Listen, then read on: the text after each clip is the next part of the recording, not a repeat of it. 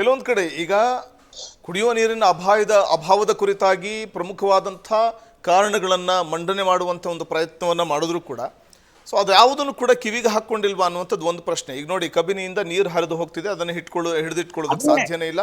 So ಹಾಗಾಗಿ ಆ ನೀರು ಹೋಗ್ತಾ ಇರುವಂಥದ್ದು ನೋಡಿದಾಗ ಸೊ ಇಲ್ಲಿ ನಾವು ಗಮನಿಸಬೇಕಾಗುತ್ತೆ, CWMA ಹಿಂದೆ ಹೇಳಿದಂಥ ಆದೇಶವನ್ನೇ ಮತ್ತೆ ಪುನರುಚ್ಚರಿಸಿದಂತಿದೆ. ಅಂದ್ರೆ ಈಗಿರುವಂಥದ್ದು ನೀರಿನ ಪ್ರಮಾಣ ಎಷ್ಟು, ಇದಾವುದನ್ನು ಕೂಡ ಕಿವಿಗೆ ಹಾಕ್ಕೊಂಡಿಲ್ವಾ, ಇದು ಒಂದು ಪ್ರಶ್ನೆ ಆಗಿ ಕಾಡುತ್ತೆ.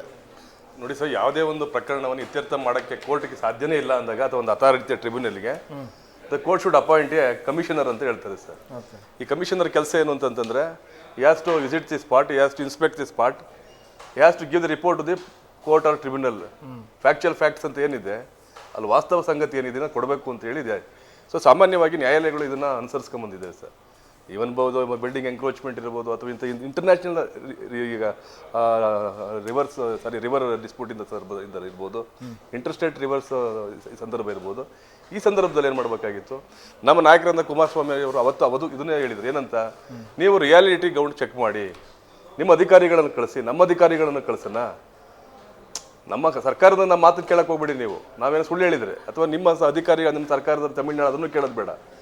ಎಲ್ಲ ಒಂದು ಕಡೆ ಇದು ಕಮಿಟಿ ಎಲ್ಲ ಒತ್ತಡಕ್ಕೆಲ್ಲ ಒಳಗಾಗಿದೆ ಅಂತೇಳಿ ನಮ್ಮ ಭಾವನೆ. ಇಂಥ ಸಂದರ್ಭದಲ್ಲಿ court should appoint A third person from both side, ಅಥವಾ ಅದಕ್ಕೆ ಆದೇಶವನ್ನು ಮಾಡೋಕ್ಕಾಗಕ್ಕಿಲ್ಲ ಅಂತ ಬಂದಂಥ ಸಂದರ್ಭದಲ್ಲಿ ಈ ರೀತಿಯಾಗಿ ನೀವು ನೋಡ್ಕೊಂಬಂದು ಆಮೇಲೆ ರಿಪೋರ್ಟನ್ನು ತೊಗೊಂಡು ಮಾಡಬೇಕಾಗಿತ್ತು. ಇಲ್ಲೇನಾಗಿದೆ, ಮೊನ್ನೆ ಮಳೆ ಬಂದಿರಲಿಲ್ಲ, ಆ ಒಂದು ಪರಿಸ್ಥಿತಿ ಇತ್ತು. ಈಗ ನೋಡಿ ಸ್ವಲ್ಪ ಮಳೆ ಬಂದಿದೆ, ನೀರು ಸಂಗ್ರಹ ಆಗಿದೆ. ಅಂದರೆ ನೋಡಿ, ಈಗ ಹೇಮಾವತಿ ನಮಗೆ 500 ಕ್ಯೂಸೆಕ್ಸ್ ಅಷ್ಟೇ ಒಳಹರಿವು ಇರೋದು ನಮಗಲ್ಲಿ ಹೇಮಾವತಿಯಲ್ಲಿ. ಆರಂಗಿ ನೋಡಿ 7.125 ಇನ್ನೂ ಕಡಿಮೆ ಆಗಿದೆ ಅಲ್ಲಿ. ಇಲ್ಲಿ ಸ್ವಲ್ಪ ಈಗ ಒಳಹರಿವಿರೋದೇ 11,885 ಇದ್ರೆ ಯಾವುದಿಲ್ಲ, ಕಾವೇರಿ ಇದೆ. ಈ ಸಂದರ್ಭದಲ್ಲಿ ನಮ್ಗೆ ಆಗೋದಿಲ್ಲ, ಇದನ್ನು ಈ ರಿಪೋರ್ಟ್ ಕೊಡಬೇಕಾಗಿತ್ತು ಅವರು. ಸೊ ಈಗ ಯಾವುದೇ ಒಂದು ಆದೇಶನ ಸಹ ಇಂಪ್ಲಿಮೆಂಟ್ ಮಾಡೋಕ್ಕಾಗಕ್ಕಿಲ್ಲ, ಜಾರಿಗೊಳಿಸೋಕ್ಕಾಗಲ್ಲ ಅಂತ ಸಂದರ್ಭದಲ್ಲಿ ಅದನ್ನು ಮಾಡೋಕ್ಕಾಗೋದಿಲ್ಲ ಅಂತಂದಾಗ ಆ ಆದೇಶಕ್ಕೆ ಬೆಲೆ ಇರ್ತದ? ಈಗ ನಾನು ಹೇಳ್ತಾ ಇರೋದು, ನಮ್ಮ ಹತ್ರ ಏನು ಯಥೇಚ್ಛವಾಗಿದ್ದು ನಾವು ಕೊಡೋಕ್ಕಲ್ಲ, ಬಚ್ಚಿಟ್ಕೊಂಡಿದ್ದೀವಿ ಅಂತ ಸಂದರ್ಭದಲ್ಲಿ ಕೋರ್ಟ್ಕಿನೇ ಬಚ್ಚಿಟ್ಕೊಳ್ಳೋದು ಏನು ಇಲ್ವಲ್ಲ. ಅದೇ ಹೇಳಿದ್ದು, ಪುಸ್ತಕ ಇದೆಯಲ್ಲ, ಅದಕ್ಕೆ ಜಲಾಶಯಗಳ ವಾಸ್ತವ ಚಿತ್ರಣ ಏನಿದೆ ಅನ್ನೋದನ್ನ ನೋಡ್ಕೊಂಡು ಹೋಗೋದಿತ್ತು. ಏನಾಗಿದೆ ಅಂದ್ರೆ, ಪ್ರಕೃತಿಗೆ ಕಾನೂನುಗಳು ಸವಾಲು ಹೊಡೆದಂಗೆ ಆಗಿದೆ. ಇದು ಪ್ರಕೃತಿಯಲ್ಲಿ ಆಗದೆ ಒಂದು ವೈಪರೀತ್ಯಗಳು ಅಥವಾ ವ್ಯತ್ಯಾಸಗಳಾಗ್ತವೆ. ಇವರು ನಾವು ಹೇಳಿದೆ ವೇದವಾಕ್ಯ ಅಂತ ಹೇಳಿದೆ, ಅದು ಅಷ್ಟು ಅಲ್ಲದೆ ಇವ್ರು ಏನು ಕೇಳಿದ್ರು ಅಂತಂದ್ರೆ, ಪ್ರತಿದಿನ ಎಷ್ಟು 30 ಕ್ಯೂಸೆಕ್ಸ್ 30,000 30 TMC ಕೊಡಿ ಅಂತ ಕೇಳಿದ್ರು ಮೊದಲು. ಸದ್ಯ 18ಕ್ಕೆ ಕೊಟ್ಟಿದ್ದಾರೆ, 12,000 ಕ್ಯೂಸೆಕ್ ನೀರನ್ನ ಹರಿಬಿಡಿ ಅಂತ ಹೇಳಿ.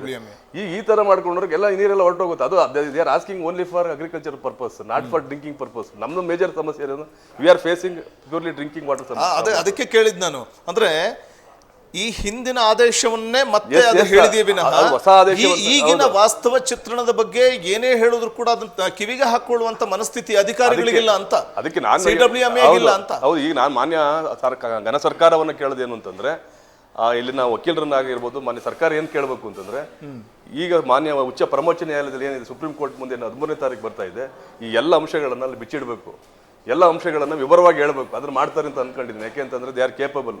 ಯಾಕೆಂದ್ರೆ ಅವ್ರ ಹಿಂದಿನ ಅಲ್ಲಿರುವಂಥ ವಕೀಲರು ಇರ್ಬೋದು, ಅಧಿಕಾರಿಗಳಿರ್ಬೋದು. ಯಾಕೆಂದ್ರೆ ಸನ್ಮಾನ್ಯ ಮುಖ್ಯಮಂತ್ರಿಗಳಿಗೆ ತುಂಬ ಇದು ಒತ್ತಡ ಒಂದು ಇದ್ರ ಜೊತೆಗೆ ಕಾಳಜಿ ಇದೆ. ಈಗ ಬೆಳೆ ಬೆಳಿ ಅಂತ ರೈತರಿಗೆ ಹೇಳಿದ್ರು.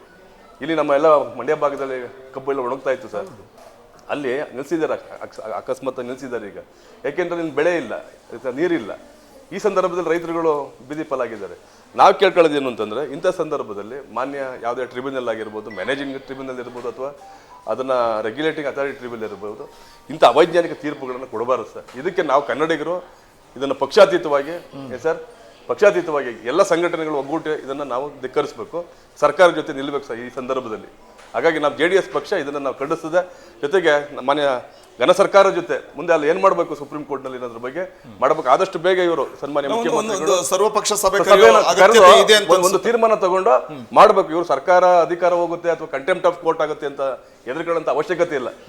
ನೀರು ಜಲ ವಿಚಾರ ಬಂದಂತ ಸಂದರ್ಭದಲ್ಲಿ, ನೆಲದ ವಿಷಯ ಬಂದಂತ ಸಂದರ್ಭದಲ್ಲಿ ಸರ್ಕಾರ ಇಂಥದ್ರಲ್ಲಿ ಮುಂದೆ ನಿಂತಿರಬೇಕು ಅನ್ನೋದು ನಮ್ಮ ಒತ್ತಾಯ ಸರ್. ಬಹುಶಃ ಕಶ್ಯಪ್ ಅವರ ಎಲ್ಲೋ ಒಂದ್ ಕಡೆ ಈ ಕುಡಿಯೋ ನೀರಿನ ಅಭಾವದ ಬಗ್ಗೆ ಪ್ರಬಲವಾದಂಥ ವಾದವನ್ನ ರಾಜ್ಯ ಸರ್ಕಾರ CWMA ಮುಂದೆ ಮಂಡಿಸಿದ್ರು ಕೂಡ ಒಂದಷ್ಟು ಟೆಕ್ನಿಕಲ್ ಎವಿಡೆನ್ಸ್ಗಳ ಕೊರತೆ ಈ ಹಿನ್ನಡೆಗೆ ಏನಾದರೂ ಕಾರಣ ಇರಬಹುದಾ ಅಂತ.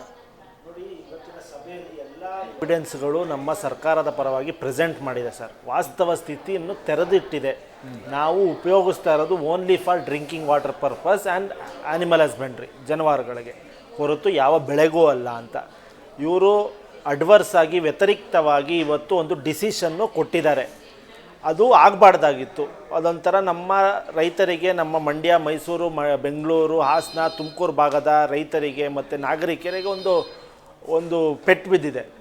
13ನೇ ತಾರೀಕು ನಾವು ಏನು ಕೋರ್ಟಲ್ಲಿ ಹಿಯರಿಂಗ್ ಇರೋದ್ರಿಂದ ನಮ್ಮ ಸರ್ಕಾರ ಒಂದು ವಾದವನ್ನು ಇನ್ನೂ ಪ್ರಬಲವಾಗಿ ಮಂಡಿಸಿದ್ದೀವಿ. ಯಾಕಂದರೆ ವಾಸ್ತವ ಸ್ಥಿತಿ ಹೈಕೋರ್ಟ್ ಮುಂದೆ ಸುಪ್ರೀಂ ಕೋರ್ಟ್ ಮುಂದೆ ನಾವು ವಾಸ್ತವ ಸ್ಥಿತಿಯನ್ನು ತೆರೆದಿಡ್ತೀವಿ. ನೋಡಿ, ನಾವು ಇಟ್ಕೊಂಡಿರೋದು ನೀರು ಕುಡಿಯೋಕ್ಕೋಸ್ಕರ ಹೊರತು ಯಾವ ಬೆಳೆಗೂ ಅಲ್ಲ. ಇನ್ನೊಂದು, ನಾವು ನಮ್ಮ ರೈತರು ಯಾವ ಬೆಳೆನೂ ಬೆಳೆದಿಲ್ಲ ಆ ಭಾಗದಲ್ಲಿ. ಮೂರನೇದು, ನಮ್ಮ ಡ್ಯಾಮ್ಗಳ ಇನ್ಫ್ಲೋನು ಕಮ್ಮಿಯಾಗಿದೆ ಡ್ಯೂ ಟು ಎಲ್ ನಿನೋ, ಹಾಗಾಗಿ ಮಳೆ ಇಲ್ಲ. ಈ ಮೂರ ಒಂದು ವಾಸ್ತವ ಸ್ಥಿತಿಯನ್ನು ನಾವು ಸುಪ್ರೀಂ ಕೋರ್ಟಿನ ಒಂದು ಬೆಂಚ್ ಮುಂದೆ ಇಡ್ತೀವಿ. ಅದಲ್ಲದೆ ಈ ಬಾಡಿನ ಒಂದು ಡಿಸಿಷನ್ ಕೊಡೋಕ್ಕೆ ಮುಂಚೆ ನಮ್ಮ ಭಾಗದ ಒಂದು ವಾಸ್ತವ ಸ್ಥಿತಿ, ಒಂದು ಗ್ರೌಂಡ್, ಒಂದು ಆಡಿಟೋ ಇಲ್ಲ ಒಂದು ಚೆಕ್ ಮಾಡಿಬಿಟ್ಟು ಅವರು ಡಿಸಿಷನ್ಗಳನ್ನ ಮಾಡಬೇಕು ಅನ್ನೋದೊಂದು ನಾವು ವಾದವನ್ನು ಮಂಡಿಸ್ತೀವಿ ಅಂತ ನಮ್ಮ ರಾಮಲಿಂಗಾರೆಡ್ಡಿ ಸಾಹೇಬ್ರು ಹೇಳಿದ್ದಾರೆ. 13ನೇ ತಾರೀಕು ನಮ್ಮ ರಾಜ್ಯದ ಪರವಾಗಿ ಒಂದು ಸುಪ್ರೀಂ ಕೋರ್ಟು ನಮಗೆ ಇವಾಗ ಏನು ಕೊಟ್ಟಿದೆಯೋ ಆದೇಶವನ್ನು ತಡೆಯಾಜ್ಞೆ ಕೊಡುತ್ತೆ ಅಂತ ಒಂದು ಆಶಾಭಾವ ಇದೆ. ಯಾಕಂದರೆ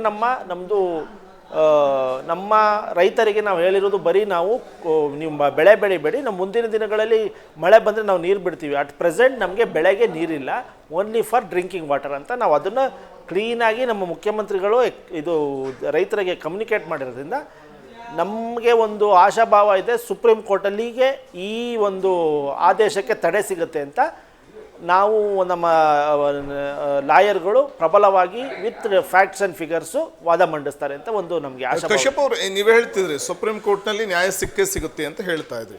ಒಂದು ವೇಳೆ ಸುಪ್ರೀಂ ಕೋರ್ಟ್ನಲ್ಲಿ ನ್ಯಾಯ ಸಿಗಲಪ್ಪ, ಆಗ ರಾಜ್ಯ ಸರ್ಕಾರದ ಮುಂದಿರುವಂತಹ ಪ್ಲಾನ್ ಬಿ ಏನು ಅಂತ ನೋಡಿ. 13ನೇ ತಾರೀಕು ಕಾದು ನಮಗೆ ಆಶಾಭಾವ ಇದೆ ಸರ್. ಸುಪ್ರೀಂ ಕೋರ್ಟ್ ನಾವು ಇಟ್ಕೊಂಡಿದೀವಿ, ಆಶಾಭಾವನೆ ನಾವು ಇಟ್ಕೊಂಡಿದೀವಿ. ನೋಡಿ, ಆಶಾಭಾವನೆ ಇದೆ, ನಮ್ಮಂತೆ ಆಗ್ಲಿ ಅನ್ನುವಂಥದ್ದು ನಮ್ಮ ಆಶಯ ಕೂಡ. ನೋಡಿ, ಒಂದು ವೇಳೆ ಆಗ್ಲಿಲ್ಲ ಅಂದ್ರೆ ನೋಡಿ, ಇವಾಗ ಅಧಿಕಾರಿಗಳ ಹಂತದಲ್ಲಿ ಒಂದು ಕಮಿಟಿ ಏನಿದೆ, ಅವರು ಒಂದು ವಾಸ್ತವ ಸ್ಥಿತಿ ನೋಡ್ಬಿಟ್ಟು ಇವತ್ತಿನ ಆರ್ಡ್ರ್ಗಳು ಇಲ್ಲ ಕಳೆದ ವಾರದ ಆರ್ಡ್ರು ಮಾಡಿದಾರ ಅಂತ ನಮಗೆ ಗೊತ್ತಿಲ್ಲ. ಯಾವ ಆರ್ಡ್ರ್ ಇಸ್ಕೊಂಡು ಸುಮ್ಮನೆ ಜಸ್ಟ್ ಒಂದು ಬ್ಲೇಟೆಂಟ್ ಆರ್ಡ್ರ್ ಮಾಡಿದಾರೋ ಗೊತ್ತಿಲ್ಲ.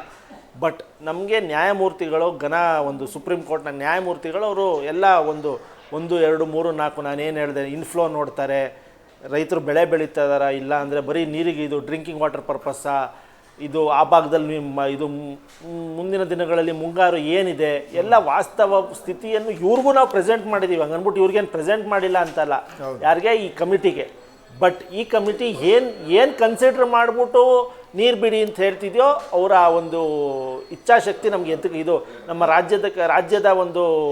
ರಾಜ್ಯಕ್ಕೆ ಒಂದು ಕಳಂಕವಾದ ಒಂದು ಆರ್ಡ್ರ್ಗಳನ್ನ ಬರೀತಾ ಇದ್ದಾರೆ. ಹಾಗಾಗಿ ಇಂಥ ಆರ್ಡ್ರ್ಗಳು ನಮಗೆ ಸುಪ್ರೀಂ ಕೋರ್ಟಲ್ಲಿ ಬರಲ್ಲ ಅಂತ ಒಂದು ಆಶಾಭಾವ ಇದೆ.